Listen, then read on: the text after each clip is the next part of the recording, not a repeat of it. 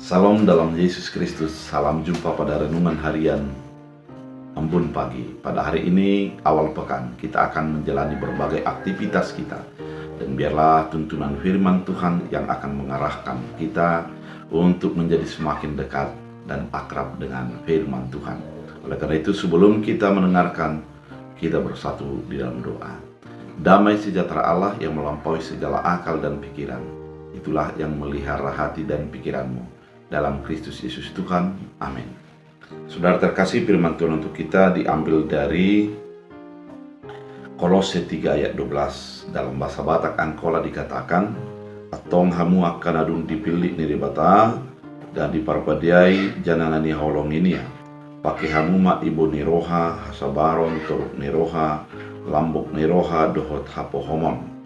Bahasa Indonesia, karena itu sebagai orang-orang pilihan Allah yang dikuduskan dan dikasihinya, kenakanlah belas kasihan, kemurahan, kerendahan hati, kelemah lembutan, dan kesabaran. Demikian firman Tuhan. Saudara terkasih di dalam Kristus Yesus, kenapa dikatakan bahwa kita adalah yang dipilih Allah? Karena Yesus mengatakan, bukan kamu yang memilih aku, namun aku yang memilih kamu untuk hidup di dalam damai sejahtera. Artinya ketika kita menjadi orang percaya, bukan oleh karena pilihan kita, karena Tuhan sudah memilih kita dan menjadikan kita menjadi umat kesayangannya. Orang yang dipilih yang pasti ada tanggung jawab yang harus dimilikinya. Mari kita bayangkan pada masa sekarang ada berbagai momen-momen pemilihan. Pasti orang yang dipilih itu akan menjadi bertanggung jawab sesuai dengan momen ataupun keadaan yang dia lakukan sebagai orang yang dipilih tersebut. Kalau sebagai dewan, dia akan berperan untuk kehidupan sebagai dewan. Kalau sebagai eksekutif, dia akan juga melakukan perannya sebagai yang dipilih, terpilih sebagai eksekutif. Demikian juga sebagai orang yang dipilih menjadi anggota kerajaan Allah. Ada tugas yang dimiliki dan diperankan sehingga kita memancarkan diri kita sebagai orang yang terpilih tersebut. Ada beberapa tugas yang dikatakan pada firman Tuhan kali ini, yaitu kenakanlah belas kasihan.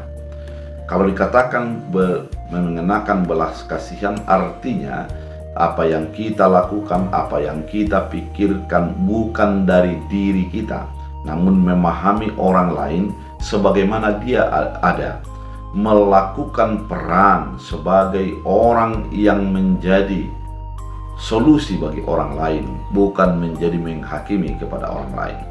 Belas kasihan yaitu suatu perilaku yang memperlihatkan kata kasih, yaitu Allah memahami kita sebagaimana kita ada, dan dia berperan untuk mengeluarkan kita dari persoalan yang kita miliki. Oleh karena itu, mengenakan belas kasihan merupakan sesuatu simbol ataupun merupakan sesuatu tugas daripada orang yang sudah ditebus oleh Yesus Kristus. Dan yang kedua adalah kemurahan. Kemurahan bukan menjadi tegar tengkuk, bukan menjadi orang yang pemarah, namun menjadi orang yang murah hati, yang melihat apa yang dimilikinya adalah juga orang lain memiliki hak untuk mendapatkan apa yang kita miliki. Oleh karena itu, kemurahan bersumber daripada Yesus yang menjadi murah hati, yang memberikan dirinya secara total untuk menjadi keselamatan bagi kehidupan kita. Itulah yang kita teladani, bahwa diri kita, hidup kita, dan keadaan kita adalah untuk menjadi berdampak, bukan untuk diri kita, tapi juga untuk milik orang lain. Ketiga adalah kerendahan hati. Rendah hati artinya menyadari bahwa apa yang kita miliki ini bukanlah menjadi sesuatu yang diperuntukkan hanya untuk kita. Kerendahan hati itu adalah menyadari keterbatasan kita sepenuhnya, dan ketika diberikan kesempatan apapun, baik itu harta atau jabatan ataupun prestasi, kita menyadarinya itu adalah anugerah daripada Tuhan, sehingga di dalam apa yang kita lakukan, Tuhanlah yang kita permuliakan.